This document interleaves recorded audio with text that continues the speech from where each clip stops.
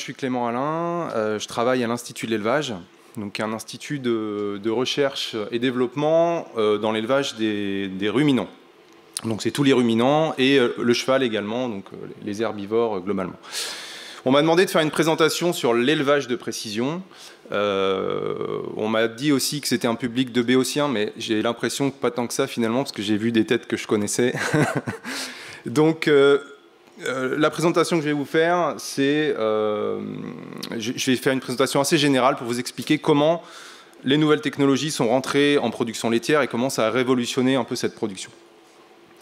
Alors, quelques éléments de contexte, parce que ça me semble important que vous puissiez comprendre les raisons pour lesquelles ça s'est tellement développé dans cette production. Aujourd'hui, l'éleveur laitier il doit produire en faisant face à un contexte politique et économique. Les règles changent, les quotas laitiers ont disparu, ça s'est un peu libéralisé. Le contexte économique fait qu'il doit produire avec des cours qui sont très volatiles, donc le cours du lait bien sûr, qui est le produit qu'ils vont vendre, mais aussi les produits, les intrants, donc les céréales, les oléoprotéagineux, les intrants médicamenteux.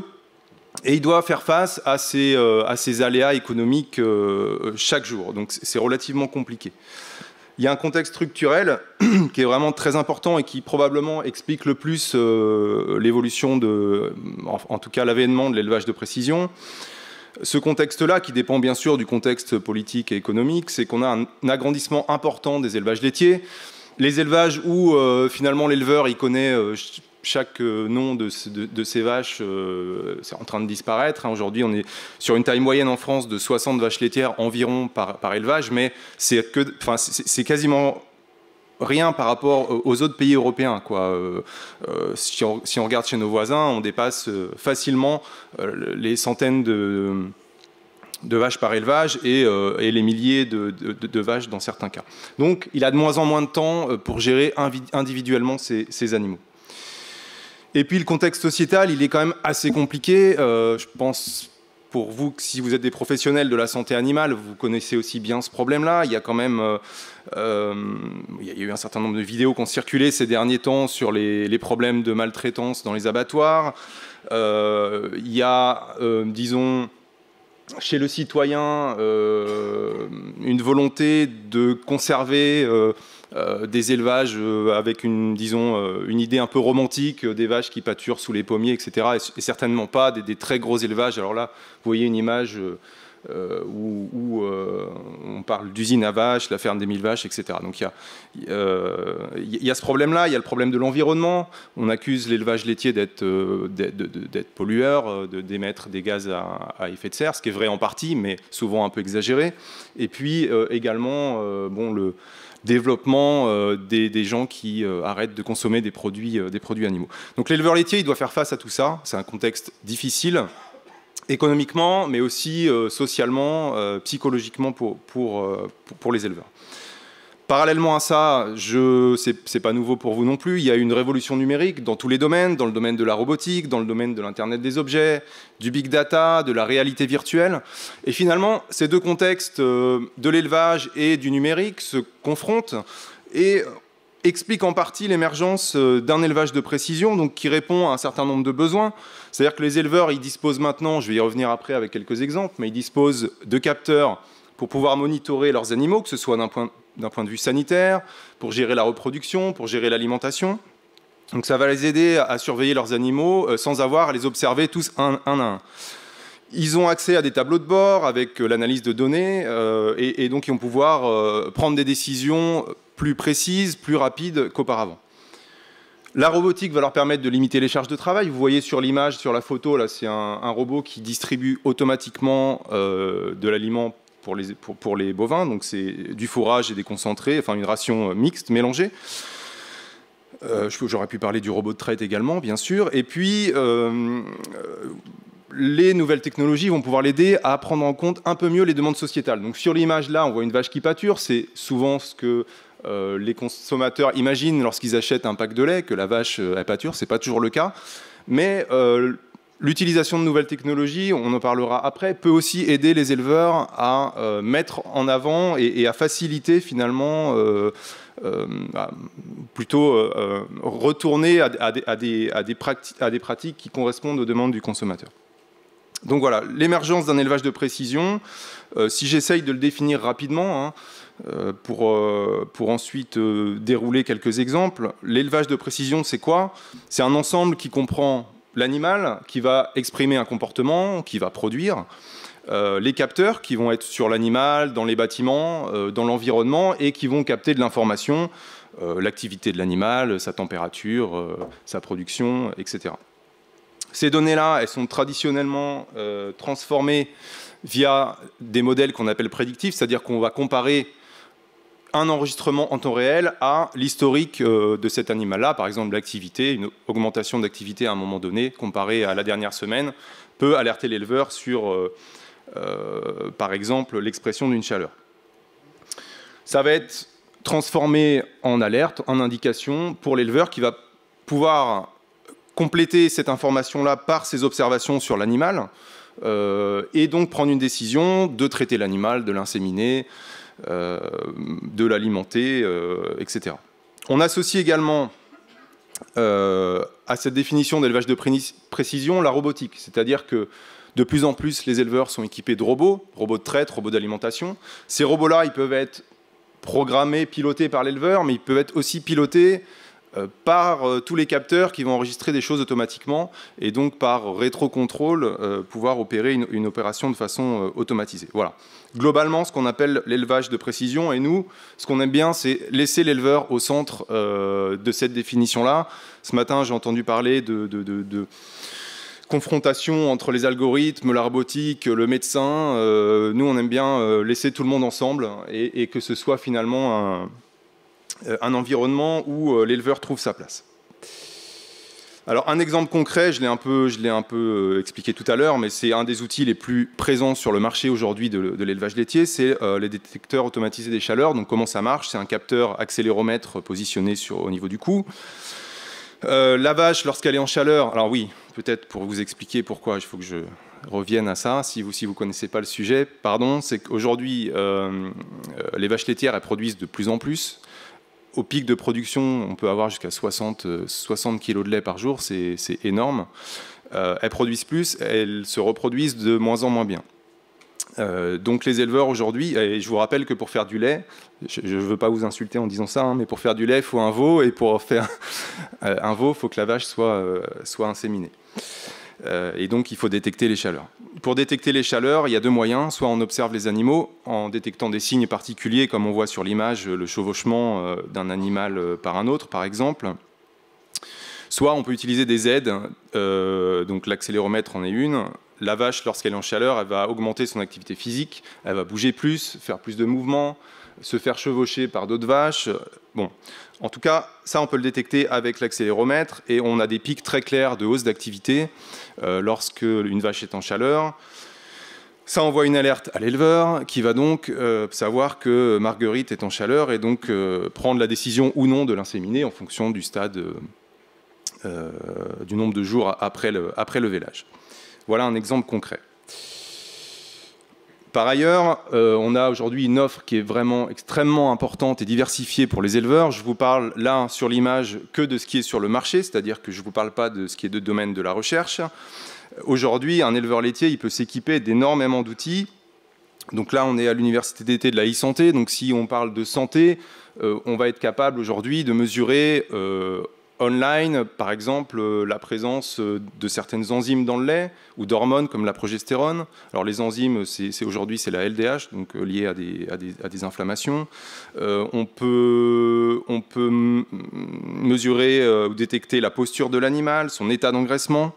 On peut, via des bolus qui ne sont pas sur l'animal, mais dans l'animal, au niveau du rumen, mesurer la température et le pH, et donc détecter des troubles infectieux ou des troubles métaboliques. Donc, c'est extrêmement... l'offre est extrêmement variée, et aujourd'hui, bon, la technologie est quand même de moins en moins limitée, seulement que, éventuellement, les utilisations pertinentes et efficaces. Alors, comment les éleveurs sont-ils équipés? Sont-ils beaucoup équipés? On a fait une enquête relativement récemment, c'était en 2015, chez à peu près 800 éleveurs laitiers de l'Ouest, qui avaient donc la caractéristique d'être des élevages assez gros pour la France, c'est-à-dire 50 vaches laitières ou plus. Et vous voyez que chez ce panel, on avait 13% d'éleveurs équipés de robots de traite, 30% d'un autre automatisme. Ça peut être un distributeur automatique de concentré, ça peut être une bascule automatisée. Presque 30% de capteurs embarqués, soit pour détecter les chaleurs, soit pour détecter les vélages ou le comportement alimentaire, donc la rumination, l'ingestion. Et 26% de capteurs fixes, donc compteurs à lait par exemple, caméra, analyseur de lait, de la composition du lait. Donc 67%, quasiment 70% avaient au moins un outil connecté et c'était presque 90% chez les éleveurs avec des grands troupeaux, 100 vaches laitières ou plus.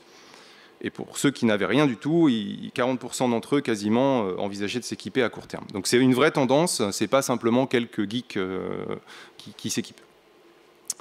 Si on regarde les robots de traite, donc le robot de traite étant une grosse boîte dans laquelle la vache va aller automatiquement et volontairement se faire traire lorsqu'elle en a envie ou besoin, et qui va nettoyer la mamelle automatiquement, brancher, récupérer le lait, l'orienter dans le tank ou vers les égouts si c'est du mauvais lait. Ce type d'outil est en très très forte croissance. Vous pouvez voir sur le graphe, donc il faut regarder la courbe en pointillé. En fin 2015, on avait quasiment 5000 élevages équipés en France. Et aujourd'hui, là en 2017, on doit être pas loin de 6000.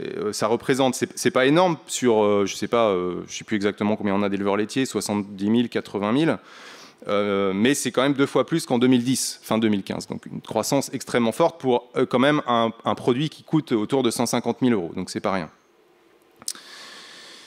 Bon, voilà en gros pour le développement. Alors, mon temps étant très limité, je ne vais pas non plus vous faire un catalogue de tout ce qui existe. Je voulais vous montrer, chez nous, à l'Institut de l'élevage, les quelques travaux qu'on a en cours, pour vous montrer quand même à quel point on a avancé dans le domaine ces dernières années.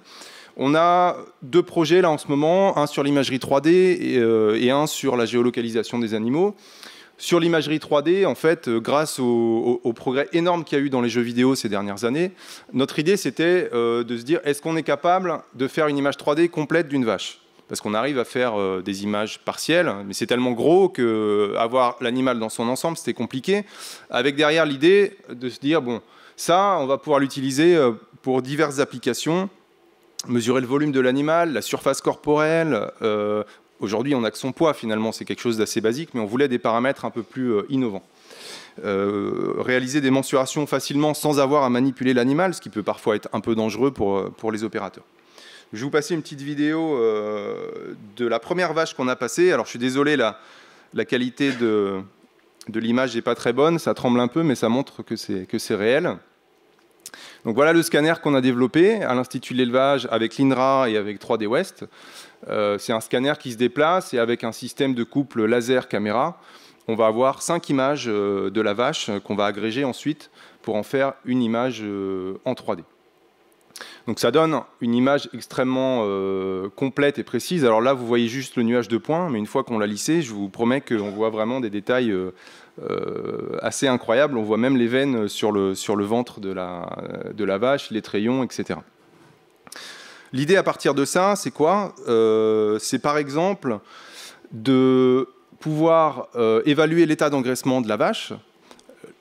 L'état d'engraissement d'une vache laitière en début de lactation, c'est quelque chose de très sensible parce que c'est un moment où elle produit beaucoup, où elle va puiser dans ses réserves.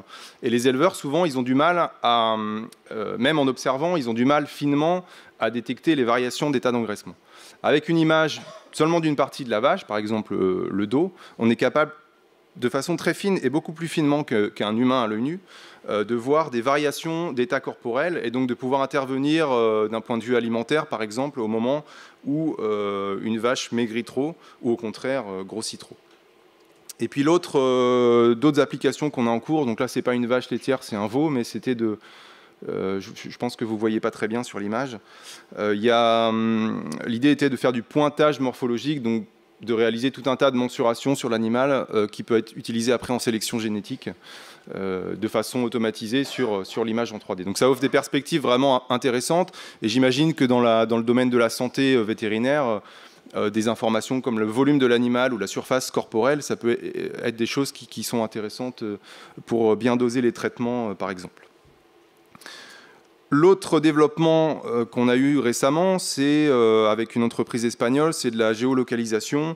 Donc ça, c'est une image que j'ai prise hier soir. Je voulais faire une démo en direct, mais bon, j'aurais pas eu le temps. On a équipé une dizaine de vaches là, de colliers GPS dans une de nos fermes XP. Et sur l'appli PC, on peut suivre, on voit en temps réel leur positionnement. Donc elles sont équipées, ces colliers ils sont équipés de puces Sigfox, donc il n'y a pas besoin d'antenne dans l'élevage, ça remonte directement sur un cloud et on peut récupérer les données. Sur une des vaches sélectionnées, là on voit son parcours par exemple sur les 24 dernières heures, on a la distance parcourue. Aujourd'hui on a les données, ce qu'on aimerait faire maintenant c'est par exemple identifier une vache qui va s'isoler du troupeau, donc qui aura un comportement probablement, soit elle est en train de véler, soit elle a un problème sanitaire qui fait qu'elle va s'isoler. Pouvoir, puisqu'il y a aussi des accéléromètres, mesurer leur comportement alimentaire, combien de temps elle pâture, combien de temps elle rumine, etc. L'autre intérêt qu'on voit derrière, par rapport à ce que je vous ai dit tout à l'heure et aux demandes des citoyens et des consommateurs, c'est de se dire que bon, là, il y a énormément de demandes des consommateurs sur le bien-être animal, le suivi des animaux. Et là, on a une opportunité, par exemple, de pouvoir prouver à des consommateurs que, alors j'imagine, c'est mon imagination, pour l'instant on n'a pas encore construit ça, mais on achète un pack de lait, on scanne un code barre, ça nous envoie sur les vaches de la ferme, on peut voir qu'elles sont en train de pâturer, combien de temps elles ont mangé aujourd'hui, etc. Donc c'est aussi un lien, enfin on s'oriente aussi grâce à ces technologies-là vers un lien avec le consommateur, plus fort que ce qu'il est aujourd'hui. Rapidement, pour terminer ma présentation, les conséquences de l'élevage de précision pour les éleveurs laitiers. Il ne s'agit pas de dire que tout est bien, il y a quand même des avantages. Si on leur demande pourquoi ils s'équipent, donc toujours chez nos 800 éleveurs laitiers qu'on a interrogés en 2015, on leur a demandé s'ils étaient équipés, de quoi, et s'ils souhaitaient s'équiper dans le futur, sinon pourquoi, si oui, pourquoi. Alors je suis désolé, c'est vraiment écrit tout petit, mais je vais vous expliquer. Donc, ceux qui répondent non, sans surprise, c'est pour des problèmes de coût, d'abord, en premier. La deuxième réponse, c'est plutôt rassurant, c'est qu'ils n'en ont pas besoin. Ils estiment que leurs compétences sont suffisantes pour détecter une vache en chaleur, voire une vache malade. Ils ont peur, ça c'est la troisième réponse, d'avoir trop de données à manipuler ou que ce soit pas suffisamment fiable. Par contre, quand ils souhaitent s'équiper, la première réponse, c'est le confort de travail, largement devant le gain en technicité, le confort de vie personnelle et le gain économique n'arrive qu'en quatrième position. Donc le coût, c'est le frein principal, mais c'est jamais l'aspect économique qui arrive en premier, c'est toujours le confort, le gain en confort et en temps de travail. Alors, les avantages techniques, il y en a quand même quelques-uns. C'est que quand même, ces outils-là, en tout cas ceux qui sont vendus couramment sur le marché, ils permettent quand même d'améliorer les performances techniques. Par exemple, pour détecter les chaleurs ou les événements sanitaires. Alors si je prends l'exemple des chaleurs, un détecteur de chaleur automatisé seul détecte 80% des chaleurs, quand un éleveur en détecte à peu près 50%. Ce qui est intéressant, c'est que quand on regroupe les deux, on atteint des taux qui sont beaucoup plus élevés, puisque les éleveurs voient des chaleurs que le détecteur ne voit pas, et inversement. C'est pour ça que quand on fait des tests, on teste toujours séparément, ce qui est bien dommage. C'est vrai pour les mammites, c'est vrai pour les troubles métaboliques. Dès qu'on regroupe l'éleveur et la technologie, on atteint des taux de détection qui sont beaucoup plus importants et des fausses alertes qui sont, des taux de fausses alertes qui sont plus faibles. On peut désormais mesurer des paramètres non observables par l'œil humain. Progestérone, enzymes dans le lait. Ça veut dire qu'on est éventuellement capable d'anticiper des événements, de voir des évolutions d'hormones ou d'enzymes dans le sang, et donc dans le lait par la suite, qui n'ont pas encore de conséquences sur le comportement de l'animal et donc que l'éleveur ne peut pas voir. Ça veut dire qu'on peut éventuellement traiter en amont, précocement. En tout cas, c'est ce qu'on espère à l'avenir qu'on pourra faire. Pour l'instant, on n'en est pas encore complètement là. Et puis, comme je vous le disais, combiner observation et monitoring dans l'aide au diagnostic, ça permet de sécuriser la prise de décision. Pourquoi j'ai mis ça? C'est qu'un éleveur qui traite sa vache aux antibiotiques parce qu'elle a des mammites, ce lait-là, il ne va pas être consommé, il va être jeté. Quand il va inséminer une vache, surtout s'il veut de la semence sexée, c'est-à-dire choisir une femelle dans le veau qui va naître, eh ben, ça coûte assez cher, il faut qu'il soit sûr d'inséminer au bon moment. Donc sécuriser la prise de décision, c'est important. Sur le travail, maintenant, quelles sont les conséquences? Ces outils-là, la plupart du temps, ils permettent de faire ce qu'on appelle un management par l'exception, c'est-à-dire qu'on ne va pas observer les 150 vaches du troupeau pour voir s'il y a un petit souci. On va simplement regarder les alertes et les tableaux de bord et s'occuper des animaux qui ont un problème. L'automatisation, bien sûr, on diminue drastiquement les astreintes et ça permet de gagner du temps. À titre d'information, un éleveur laitier qui a une salle de traite classique, il va passer 2 heures à 4 heures, disons, par jour à la traite, 365 jours par an. Alors, il peut se faire remplacer, il peut avoir un collègue qui va l'aider, mais globalement, c'est une grosse charge. Un automatisme permet quand même de lui faire gagner un temps certain.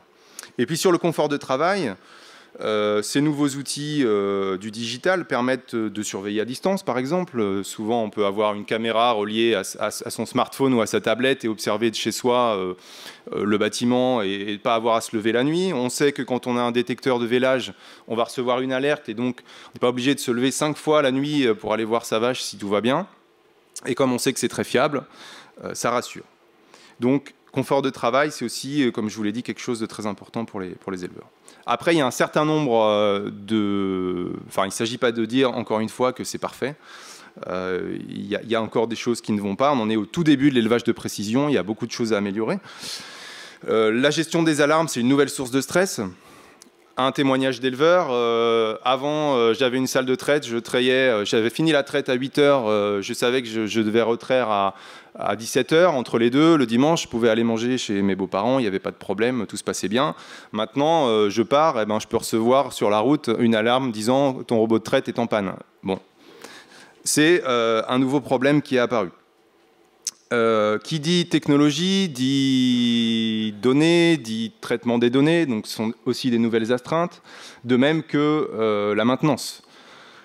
Un robot de traite, ça coûte à peu près entre 7 000 et 15 000 euros par an de maintenance. Donc beaucoup d'éleveurs font le choix de faire une partie de la maintenance eux-mêmes, mais c'est pareil, c'est de nouvelles astreintes qui apparaissent.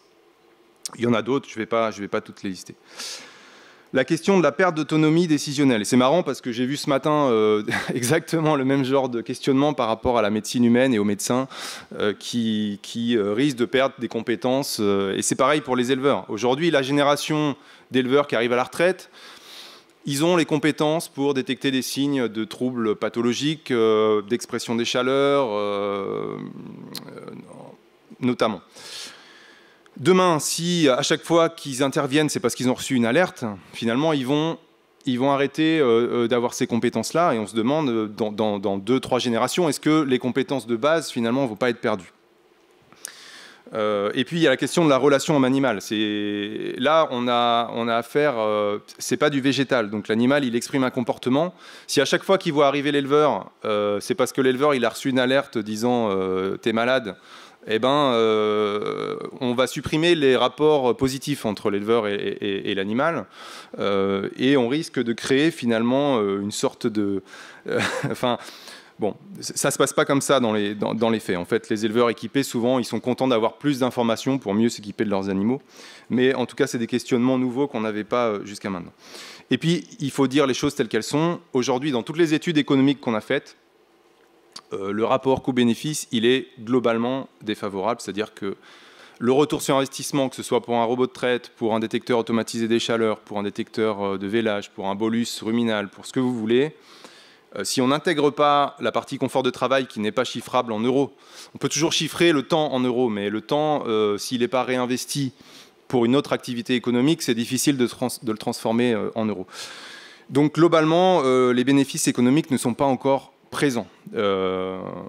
Sur l'aspect travail, il n'y a aucun problème, mais sur les aspects économiques, ce n'est pas encore ça.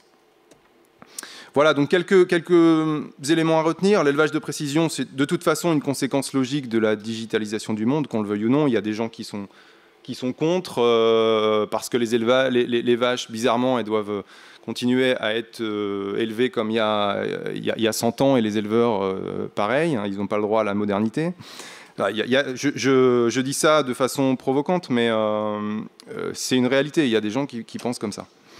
C'est un atout éventuel pour affronter le contexte économique, structurel et puis sociétal. Vous l'avez vu avec toute l'offre qu'il y a aujourd'hui, la limite, c'est plus les capteurs, c'est plus la technologie, mais c'est vraiment utiliser les données, transformer la donnée. Et comme partout ailleurs, aujourd'hui, il y a besoin de data scientists, ce qui pose un peu problème parce que le monde bancaire a plus de moyens que le monde de l'élevage pour recruter ce genre de profil.